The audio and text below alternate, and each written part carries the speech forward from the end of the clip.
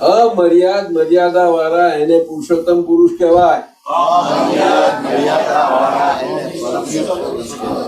અમર્યાદ એટલે એમનો ભગવાને ઉપરી નહીં. હવે આપણાથી બોલાય નહીં, એ આપણી ગજુ નથી બોલવાનો. બોલી શકે દાદા, જરૂર બોલી શકે, પરંતુ એ દ્રષ્ટિએ હું દાદા કહું છું એવું ના થઈ જાય. કોઈ દિવસ ન થાય, ન થાય. જેમને નથી થયું એમને એ સ્વરૂપે જોઈએ તો આપણે બહુ થાય. પછી મહા મુસીબતે આપણી આપણામાં આવ્યું છે પતંગની દોરી. સમજાય છે? એટલે અહીંયા આગળ એને પૂછ્યા છે અવિરત એટલે શું?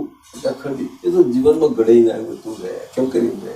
એ પણ આપણને જાણવા મળ્યું એટલે આપણું દિલ એવું થઈ જવું જોઈએ. કુમું ને કુમરું. શું કહ્યું? એમાં કુમાશ આપવી જોઈએ. શું?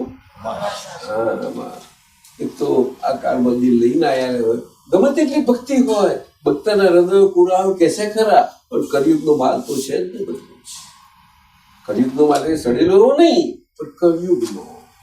એટલે જ શાસ્ત્રોમાં કહ્યું, દાદાએ કહ્યું, મોટા પુરુષોએ કહ્યું, જ્ઞાનીઓએ કહ્યું છે કે જે બુદ્ધિથી ચાલે છે, કળિયુગની બુદ્ધિથી, એ બધો કળિયુગનો માલ. આ બધાને આપણને એક સરખું રાખવું પડે.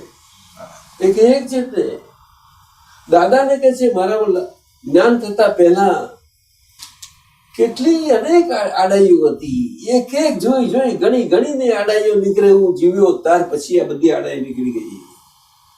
બોલો, પોતાના માણસ પોતાના વ્યક્તિ માટે આ વસ્તુ બહુ વસ્તુ સમજવા જેવી છે.